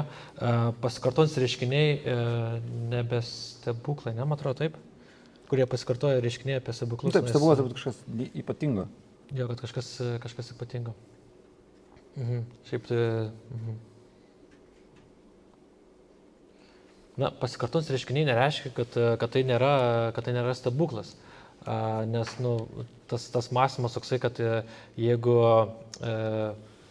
kasdien pakyla saulė, na, tai yra kažkoks kaip jau reiškinys, kuris kartojasi ir taip jau bus visą laiką. Na, mes žinom, kad saulė kažkada sprogs po šiek milijardų metų, ne? Tai reiškia, šitas dalykas, na, ne visą laiką galioja. Apie stebuklus dar tenais tavo buvo, prisiminiau, kad buvo kalbėta apie akutį ir kad tų šventųjų stebuklai, kuriuos jie padaro, nebūtinai yra kažkokie wow, kad tenais buvo išgyjimas toksai, kad gal natūraliai tiesiog tai įvyko, žmogus gyja ir šiaip natūraliai žmonės iš tokių lygų pasveiksta. Na, čia būtų galima klausti, kodėl pats akutis tada numirė nuo ligos, būdamas jaunas. Tai šventųjų tokie stebuklai ne tik tais yra išgydymai, yra visokiausių išgydymų, tiksliai neįsiplėsiu, nepaminėsiu tikslių, bet pavyzdžiui yra kitų stebuklų, kuriuos šventieji padaro. Pavyzdžiui, kaip buvimas dviejose vietose vienu metu. Aišku, čia vėlgi reikėtų patikrinimo, mokslinio kažkokio įrodymo, vėlgi čia galim tiesiog kalbėti iš tikėjimo pusės, ne, apie tėvo Stanislovo, taip kalbėdavo žmonės, kad jį matydavo ir vienam mieste, ir kitam mieste, jį matydavo, jis su žmonėm kalbėdavo. Toksai dalykas vyko. Tų stebuklų įvairiausių. Jeigu Jėzus vaikščiant vandens, sudrumstė audrą, sakė mums žmonėms, kad jeigu mes turėtume tikėjimą kaip garstyčios grūdelį ir mes tą darytume, apie ką tai kalba? Tai nekalba kažkokiu mums fantazijas kaip minučio, neva kaip kažkoks tapsim burtininkas kažkokiais, magais, kaip ezoterikai tenais galvoja, bet labai paprastam atrodo idėja. Mes gyvenam, mokslas apie tai kalba, 3 dimensijų pasaulyje. Egzistuoja laikas, erdvė ir materija. Egzistuoja daugiau dimensijų, 4, 5, 6, sakom, gal kažkada pakilsim iš tų dimensijų. Mes suvoksime savo pasaulį kitaip.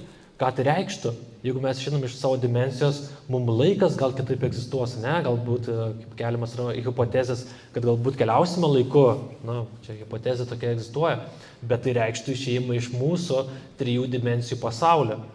Tai jeigu mes tokį įvaizdį pasiėmam, ir suprantame, kad Dievas yra aukštesnioji dimensija, pati aukščiausia. Jėzus ateidamas mums į pasaulį, būdamas su mumis, mums kalbėdamas, kalba, kad yra pasaulis kitoks, yra Dievo karalystė, apie ją skelbia. Prisikėlęs jisai vaikščio kiaurių sieną. Aišku, čia vėlgi kiek tų įrodymų sakysit. Bet mums tai tikėjimo pavyzdys.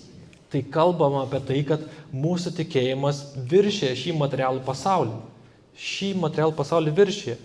Tai jeigu aš išeinu į kitas dimensijas, kas man trukdo, pavyzdžiui, kad žiūrėjo filmą Interstellarį, aišku, tenais žmonės galvoja, kad ten kažkokia dievybė bus, kuri ten laiką kontroliuoja, kažkokia žinia mums sako, paskui paaiškėja, kad ten pats žmogus nukeliauja į kitas dimensijas. Tai gali būti ir tokia hipotezė, gali kilti, bet tai mums kuria tokį vaizdinį, padeda suprasti Dievą. Čia dar galbūt tokia svarbi mintis apie Dievą, kai bandžiau pasakyti, koks Dievas yra. Jeigu pažiūrėtume į Šventą raštą, čia labai įdomus dalykas. Kai Dievas pasirodo mūsų pasaulis griūna. Čia yra atsakymas, kodėl Dievas neateina į mūsų pasaulį. Nes Dievo būtis yra didesnė, negu mes galime priepti. Didesnė, negu mes galime suprasti. Galėčiau duoti palyginimą, kas nutiktų, jeigu Saulė kažkaip tiesiog sumažinto, atsirastų mūsų pasaulyje ir tada grįžtų į savo natūralų būvį. Tai čia viskas tiesiog nieko neliktų iš mūsų. Tai taip pačiai yra su Dievu ir žiūrime Bibliją, mes tą patį matome. Dievo veikimą reikia atpažinti, kaip Dievas veikia. Ir dėl to manau, kad stebuklai klausimas, aš tiesiog jisai svarbus, bet manau ir turėtų būti kažkiek bent jau suprantamas. Toliau, apie religijas, kad kalbėjau apie tą tokį istorinį dalyką, Vainis paminėjo islamą, taip, apie islamą yra taip kalbama, čia gal irgi taip trumpai, kad islamas kaip, jeigu ir taps didžiausia religija, kokiu būdu taps? Krikščionybė prasiskynė kelią meilę, tikėjimu. Aišku, čia galbūt paskui galima ten būti kritikuoti, kas vyko vėlesniais amžiais, bet pati pradžia, žiūrėkime pačią pradžią. Meilė ir tikėjimu, pasiaukojimu už kitus, tarnavimu vienas kitam. Tai yra kelias, tai rodo kažką švento. Islamas kaip veržiasi ginklu, o šiuo metu ne ginklu, bet matome, kas vyksta pasaulyje, tai yra didžioji dalis Europos šalių, kur kiek man tenka matyti socialiniuose tinkluose, tos vaizdinės medžiagos, radikalaus islamo išpažinėjai. Toksai dalykas vyksta. Jie plinta tiesiog po Europą. Pavyzdžiui, Lenkija pasižiūrėjus, Lenkija nepriima emigrantų, bet jeigu pažiūrėjus kitose miestuose, kas vyksta, tai jie atkeliavę į tas šalis, nesakysiu visas, tai tikrai ne visas, bet tai, ką tenka pastebėti, nepriima tos kultūros, į kurią ateina, tenais griaunant stovėjusius jų tradicijas tų žmonių, ar tai būtų Anglija, ar tai būtų Švedija, ar Vokietija, Prancūzija ir taip toliau. Ir tos šalis kalba apie tai, kad mes jau gal nelabai jau norim daugiau priimti. Tai kas įvyksta? Žiūrėkim, krikščionybė per visą pasaulį yra išplitusi. Islamas tik savo kraštuose ir dabar tiesiog tokiu būdu, nes mato, kad ginklu nepajėgtų, nes yra per silpna, tai kitokiu būdu plinta. Bet viskas gali būti. Nemanau, kad jų padidėjimas šiek tiek, kad aplenks krikščionybę, lems, kad čia nelyginu čia to šventumo iš tos pusės, bet čia reikėtų gal su islamo išpažinėjais kalbėti. Toliau, Prigimtis gyvūnai gali daryti, irgi remiasi sąžinė gyvūnai. Galim kažkur gamtoje matyti, kad gyvūnai irgi remiasi sąžinė. Na taip, Dievas sukūrė viską, ir gyvūnus, ir žmonės, ir visą augalyją, visą, kas egzistuoja. Dievas sukurdamas visą tai duoda dalį savęs. Ne? Kai Dievas kūrė žmogų, įkvėpė jam iš nervės gyvybės alsavimą. Davė savo dalies. Ne? Mes savo prigimtyje turime sąžinę. Nėra taip, kad aš tikiu ir aš turiu moralę. Arba aš netikiu ir neturiu moralės. Taip negalvoju. Dievas sukurdamas visus žmonės, visus, nesvarbu, čia tautybė, rasė ar tikėjimo pažiūros, tai nesiremia į tai. Tai remiasi tuo, kad kiekvienas žmogus sukurtas Dievo yra. Ir kadangi Dievo, tai Dievas visiems dovanoja. Dėl to ir ateistas, ir nihilistas, ir skeptikas, ir empiristas, ir racionalistas visi pažįsta moralę ir gyvūnai pažįsta. Nes gyvūnai iš kur, kas gyvūnų sukūrė? Dievas, ne? Dievas duoda savo dalies, ne, kai kuria. Bet nenoriu čia išeiti, nes tokia mintis ir ten emanencijos, tai čia labai priešinga krikščionybė yra. Toliau, apie fine tuning ir apie multivisatą ir kas 70 planetų yra su gyvybė. Nu, bet tai nieko nekeičia šitam argumente. Dievas kuria toliau gyvybę. Aš nekalbu apie tai, kad tik tais mūsų žemė yra gyvybė ir čia viskas yra svarbiausia. Kalbu apie tai, kad Dievas kuria viską, ne tik tais mūsų Saulės sistemą, ne, bet kuria plačiau, kad Marse gyvybė, galbūt ten kažkada civilizacijos gyvena čia, tai viskas to yra ok, čia Dievas kuria, tai yra Dievo kūrybos dalis, neapsiriboja viena planeta, vienu pasauliu, aišku, čia jau žinau, kokie argumentai gali būti, bet ir ta multivisata irgi nieko nepasako. Tas tiesiog pasako, kad vis tiek turi būti taškas, kas davė pradžią. Mes kalbame apie Big Bang teoriją, kurią remiasi ateistai, bet žinom, bent jau kas domėjosi, kad didžiojo sprogimo teoriją sukūrė katalikų kunigas. Tik čia gaunasi ta mokslinė teorija, kuri laikoma kaip jau beveik tiesa, sukūrė katalikų kunigas. Tai kaip čia dera tikėjimas ir mokslas, bet pasirodo jisai labai dera. Ir didžioji dalis mokslininkų, ne, didžioji dalis, aš manyčiau bent jau, ta didesnė dalis, ne, gal sakykime. Šiuo metu ne. Ką? Šiuo metu nebe. Šiuo metu nebe, ne, gerai, ačiū. Bet, gerai, tai kiek yra per vidurį? Ar mažesnė? Priklauso nuo... Nuo kurios srity galbūt, ne? Jo, matematikų daugiausia, galbūt 50, fizikų, biologų apie 20. Ok, tada reiškia, šitą negaliu naudoti argumentą. Tai va, tada būtų iš manęs tiek, tai va, Dievas multivisata, čia nieko nekeičia šitam mąstyme, Dievas tiek kuria tvarką. Pats žodis kosmos, iš graikų kalbos reiškia grožį, tvarką, tai jau graikai tai atpažino, antikos filosofai, neturėdami ten sunkiausių kažkaip, kur dabar turim prietaisų apie tai kalbėjo. Galiu trumpai sureaguoti, kol jums klausimai? Taip. Ta trumpai iš tos, ką sakėjai dabar, apie stebuklus grįžtant, o čia, pavyzdys apie stebuklus, kurie ten rodo ten tą kitą pasaulį, panašiai dimensijas, ar taip pat vertini ir, tarkim, kitų religijų stebuklus. Visos jas turi, tai žinoma, Buda pasirodo, ką tik gimęs jau vaikščio ir iš po kojų krito žiedlapį ir panašiai, ten visi ir keliose vietose buvo vienu metu, tai ar šitie kitų religijų stebuklai tau vienodai atrodo svarūs? Katalikų bažnyčios katekizmas kalba apie tai, kad visose religijose yra dalis tiesos. Jinai kreipia į tai, kad pats kūrėjas, sukurdamas pasaulio, jame kuria, kaip ir pats minė, natūralesas dėsnius, veikimo principus ir visa kita. Tai daugybė dalykų vyksta pasaulyje. Apie Budos, pavyzdžiui, stebuklus, arba čia galima kalbėti Krišną, kuris buvo mėlynos odos spalvos, turėjo supergalių, darė įvairiausius stebuklus, aš negaliu pasakyti, nes veikia daugybė dalykų, kurie man yra nesuprantami. Nes čia panašiai atrodo kaip ir Jėzus, kiaurai ėjo sienas, vaikščio ant vandens, draudė audras, išvarinėjo demonus ir gydė žmonės. Tai kuo čia skiriasi? Tai ar kitose religijose Dievas veikia taip pačiai? Nežinau. Visur yra dalis tiesos. Kiek tame tiesos yra, neatsakysiu. Trumpai, mažai pastaba, dėl krikščionybės augimo, kaip sakyti, bet esmė, žiūrint istoriškai, tai krikščionybės populiacija pradėjo tapti, aplenkti kitas, tarkim, hinduizmą arba konfucianizmą tik 15 amžiuje, būtent suplėtimusi į Pietų Ameriką ir Afriką, kur nebuvo viskas taip gražu. Tai sakau, tai susijęs su krikščionybės plėtimu irgi. Trumpa pastaba. Nelabai supratau. kad krikščionybės išaugimas į populiariausią irgi susijęs su kolonializmu ir tom visom praktikom, žiaurumais ir panašiai. Tas būtent išsprogimas kaip tapus jau didžiausia po Europos. Na, čia sudėtingas klausimas labai yra, nes čia galim nueiti, kaip ir minėjo, kas vyko, ne, ir galbūt kryžiaus karai ir visa kita, bet čia reikėtų atskirų temų. Nu jo, čia toks bus mano absoliutinimas labai tos krikščionybės gausis, galbūt Romos imperija tampa šventa. Po Romos žlugimo, man atrodo, 4-5 amžius, jinai tampa šventa Romos imperija, kuri palaiko tikėjimą, ne? Palaiko vakarų civilizaciją, vakarų Europą. Mano gal tiesiog, bet čia mano čia asmenis, čia nesiremiu labai didelė plačia teologija ir kažkokia tai nestovauju šitoje vietoje kažkokios tai vienos pusės. Mano toks yra pamąstymas, kad krikščionybė stabdė, tarkim, islamo plitimą Europoje, nes jie veržėsi, ne, ir ten vyko kovos. Nuolatos vyko kovos. Nebuvo laikotarpio žmonijos istorijoje, kada nebūtų vykę kažkokie tai karai, kažkas nėra 100 metų vykę, nu, vat, kad ten būtų kažkur ramu.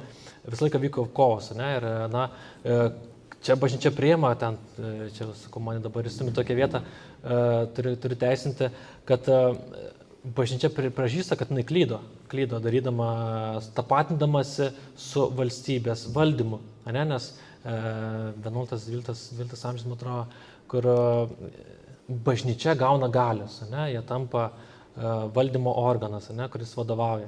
Tai nu, kad vyko per žiaurumus irgi, na, tai vyko, tai yra istoriniai dalykai.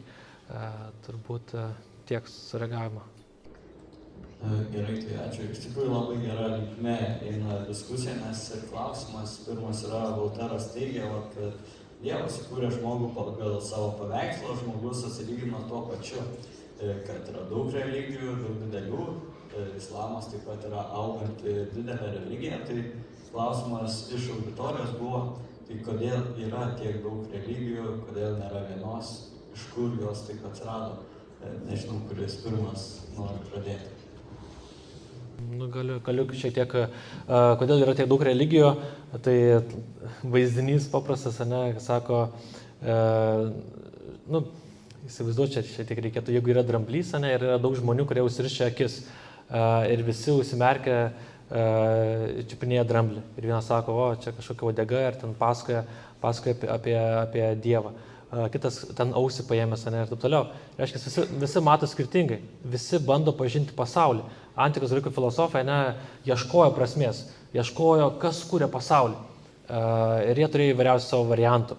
Kol galiausiai nuo naturalistinių tokių, žinau, Vainiui nepatinka šitas archetinais žodis, man atrodo, kur jie laikė, pavyzdžiui, Pitagoras, ne, kad viso ko, visa, kas apimantis dalykas yra, pavyzdžiui, skaičiai, matematika, ne. Buvo Talis, kuris sakė, kad lygtis ugnis yra viso ko svarbiausias dalykas šitam pasaulyje. Na, tai buvo skirtingi klausimai.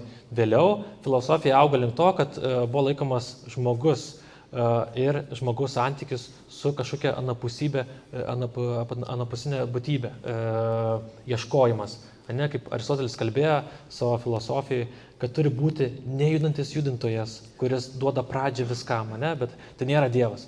Pavyzdžiui, Sokratas irgi kalbėjo apie tai, jis negarbino graikų dievų, ne, bet kalbėjo, kad Dievas kažkas turi būti kito, negu ką mes suprantam. Tai reiškia, aš manau, kad istorijai yra skirtingi laikotarpiai, kultūros auga, visos skirtingai ir visos pažįsto Dievą skirtingai. Vienas turi vieną priėjimą prie Dievo, kitas kitokį, ar tai veda prie to pačio Dievo, galbūt, aš nežinau, bet manau, kad visi einam prie to pačio vieno Dievo. Ir trumpai sureaguoti tą pačią temą apie antiką. Bent istoriškai, jeigu skaičiuojama, yra bent maks tik 4 ateistai antikoje rasti, nes visi turėjo kažkokį tikėjimą tam tikrą prasme. Plius antika tas pats argumentas buvo labai panašus apie, ironiškai sakyti, jeigu arkliai turėtų dievus, tai pieštų jie kaip arklius ir panašiai. Tai, o atsakymas yra susijęs bendrai su religijos kilme, tai jinai, nu, vis tiek, kadangi, panašu, nepriklausomai viena nuo kitos, vis pasaulį, panašu, beveik visos bendruomenės turėjo kažkokią religijos formas, tai nesi tarnauja tam tikrus sociologinius, psichologinius aspektus, žmonių gyvenimo, klausimų ir panašiai atsako tai. Tai dėl to būtinai ir atsiranda, arba kažkokie kiti atsakymai į pačius klausimus. trumpai taip. Tai čia toks klausimas iš pradžių buvo vis tiek labiau gal jūsų skirtas, nukreiptas prieš krikščionybę, bet yra klausimas ir Vainiui, ar ateizmas nėra tam tikras tikėjimas į tai, kad dievų nėra, nes vis tiek nėra to pilno argumento kažkokio, kad galėtume pasakyti, kad čia dievo nėra ir taip toliau, tai ar nėra ateizmas pats kaip tikėjimas? Tai čia yra pačio tikėjimo apibrėžimas. Dažniausiai tikėjimas prieštų, būtent manimą kažkas, kad antgamtiško egzistuoja. Ateizmas yra atsakymas, kad dievų nėra. Taip. Sakau, klausimą, ar dievas yra, atsakymas ne. Tai jeigu kažkieno apibrėžimas, tai tikėjimo, tai taip. Bet aš nemanyčiau, kad taip yra. Ačiū. Yra toks paprastas klausimas, galbūt čia abiem tiktų, ar moralė gali egzistuoti be dievo? Įdomu, kokie atsakymai? Įdomu. Aš be abejo sakyčiau, kad taip. Yra trumpai, dabar, jeigu žiūrėtume filosofų apklausą šiandieninių, yra beveik 80% jų palaiko objektyvią moralę, net ir ateistai. Pirmiausia, palaiko, yra 3 pagrindinės teorijos populiariausios, tai būtų pasekmių etika, utilitarizmas, kur sakytų, kad svarbiausia yra geros pasekmės, ir turi teisinę savo versiją nuo pat pradžių. Aristotelė, kaip minėjau, Aristotelis originaliai jo, turėjo ten tų tikslingumo, iš kur ta prigimtis atsiranda, bet yra šiuolaikinių versijų, kurios perverčia tą ir yra irgi objektyvi moralė.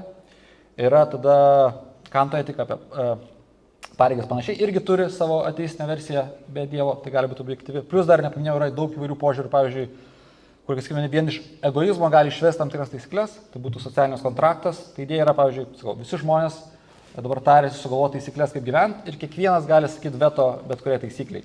Ir ko galiausiai randam pačias minimalias universalias taisyklės, su kuriais visi sutinka, tarkim, dėl tolerancijos ir panašiai, tos minimalios, sakykime, konstitucijos taisyklės, dėl kurių visi sutinka. Ir to galima išvesti vien iš žmogaus savanaudiškų norų, kur visi galėtų tiesiog daryti, ką nori, siūlyti taisyklės, bet kiekvienas gali prieštarauti. Jeigu sakytų, tam tikrai žmonių grupė iš to neleidžiam, iš to žmonės, tos grupės narės sakytų, turit mums leisti.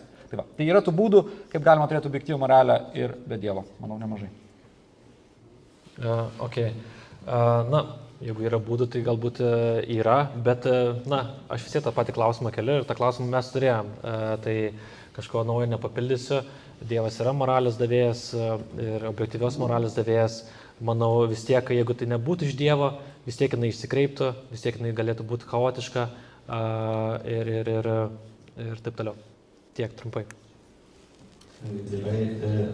Čia įdomus labai klausimas. Iš tikrųjų, Alfredas Nobelis sukūrė dinamitą, todėl jis gali būti laikomas žudiku, nes kūrė žudomą bei naikinantį ginklą. Tai čia buvo klausimas Vainiui, Dievas kaip ir sukūrė tos dalykus, bet vis tiek mes Nobelio nekaltiname dabar, kad jis yra žudikas, jis yra tik kūrėjas.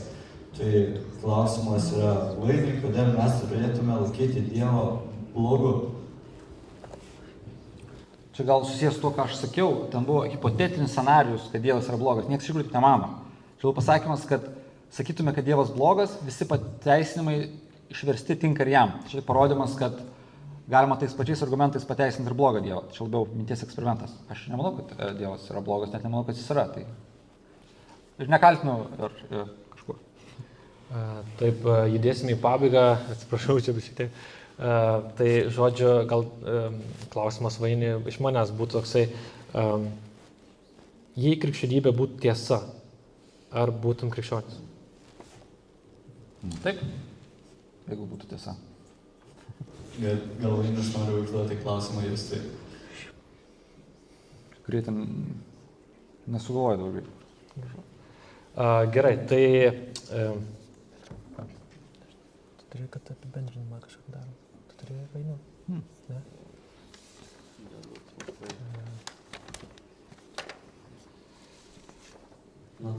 Pala, aš dar turiu. Dar jūs nori užduoti klausimus. Ne klausimas, bet... Tu lapą, kai prisidedė, tai va taip ir būna jaučiu. Taip, tai ačiū visiems labai, kurie stebėjote, žiūrėjote. Labai ačiū Vainiui, kad sutiko atvažiuoti čia į Jono Pauliaus gimnaziją. Dar turiu tokį, sakyčiau, gal sau leidžiu šiek tiek, ne kaip mokytojas tikybos pamąstymą. Prieš daugiau nei 100 metų žmonės vaikščiojo po Yellowstone nacionalinį parką, kuris yra Montanoje, Jungtinėse Amerikos valstijose. Gražėjosi geizeriais ir slėniais, bet net neįtarė, kad jie vaikšto ant vieno pavojingiausių supervulkanų pasaulyje. 1800 metais pirmieji tyrinėtojai, tokie kaip Johnas Holteris, matė keistus gamtos reiškinius - verdančias upes, garuojančius kalnus, sierą dvokiančias versmes. Apie tai pasakoja kitiems, kiti žmonės iš jo šaipėsi, sako, kas čia per reiškiniai gamtos, tokie galbūt neegzistuoja ir iš jo juokiasi.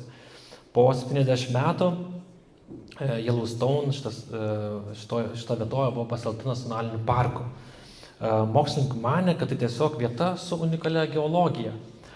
Iki 20 amžiaus vidurio niekas nesuprato, kad visa ši teritorija yra milžiniškas ugnikalnis.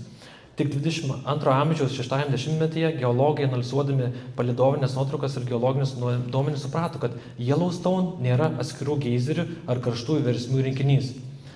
Jiems tapo aišku, kad šita vieta yra supervulkanas, kuris jau buvo 3 kartus įsiveržęs istorijai. Ir ką šitą istoriją nori pasakyti? Kad žmonės virš 100 metų, jie vaikščia po teritoriją, po tą vietovę, paskui paskelbė nacionaliniu parku. Žmonės važiavo tikriausiai kaip turistai apžiūrėti, fotografuoti ar kažkas toliau tenais vyko. Ir tik vėliau suprato, kad ta vietovė, ant kurios vaikšto, yra vulkanas, supervulkanas. Tai tokia mano mintis, tai ar nėra taip, kad mes turėdami apie 100 metų savo gyvenimo, čia klausimas ateistams, neigiam Dievą, vaikštam po šitą žemę, tyrinėjam šitą pasaulį, gyvenam, naudojamės tuo, ką davė Dievas, protas, intelektas, moralė, vis to naudojamės ir neigiam Dievą, patį tą kūrėją.